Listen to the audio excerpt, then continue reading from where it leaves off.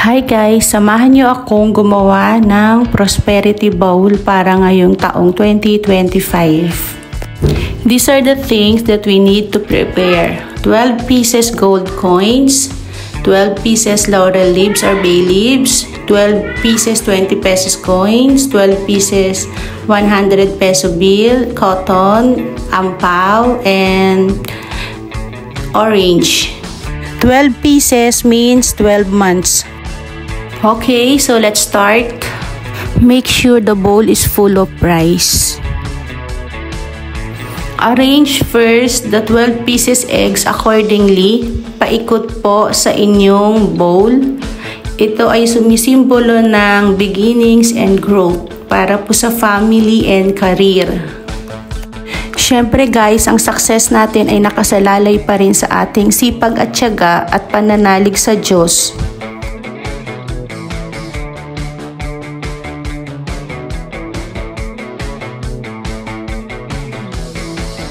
Next, get the 12 pieces gold coins at ilalagay din ito sa tabi ng eggs, paikot din ulit sa prosperity bowl natin. Ito ay sumisimbolo ng luxury and prosperity.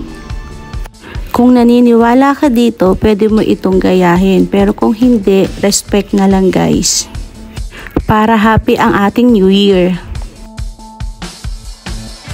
Next step is the 20 peso coin, symbol of wealth and stability. Guys, pwede namang kahit hindi 20 pesos, pwede naman 5 pesos or 10 pesos or 1 peso. Basta kung ano lang yung kaya ng budget. Okay lang naman po yun. Importante magawa lang natin yung pagkakasunod-sunod nito.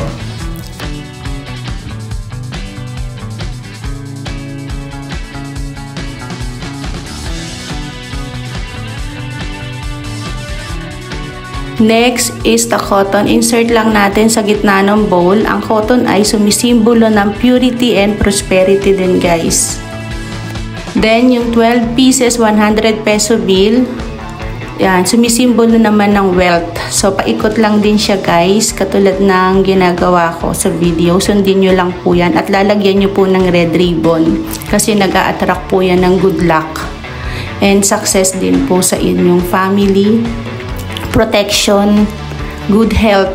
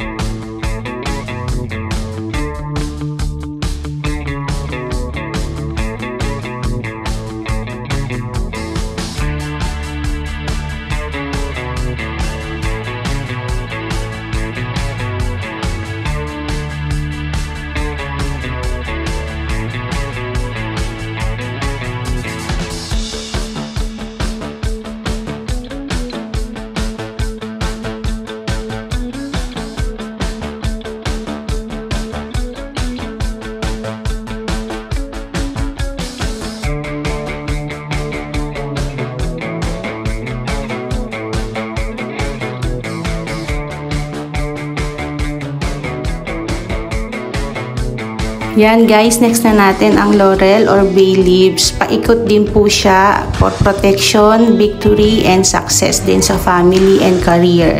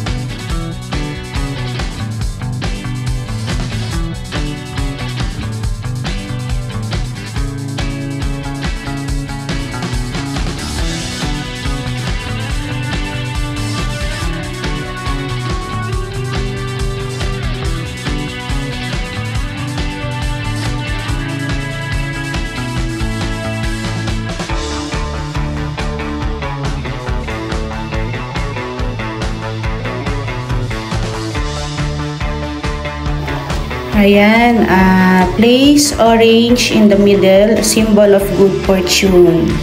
Ayan guys. So, next na natin ng 168 peso bills. So, yung 168 pesos na yan is symbol of abundance and success na rin sa family. Overflowing of success. Yan guys, ilalagay nyo lang po yan sa loob ng ampaw. Ayan. And then, yung pera, yung bills, nakaharap po. Yan, nakaharap po sa atin pag ini-insert na. And then, yung mga coins din na 8 pesos and 10 pesos, kailangan nakaharap din yung, nakaposition din yung tao. Pag in-insert nyo po, nakaharap lahat yan. Ayan.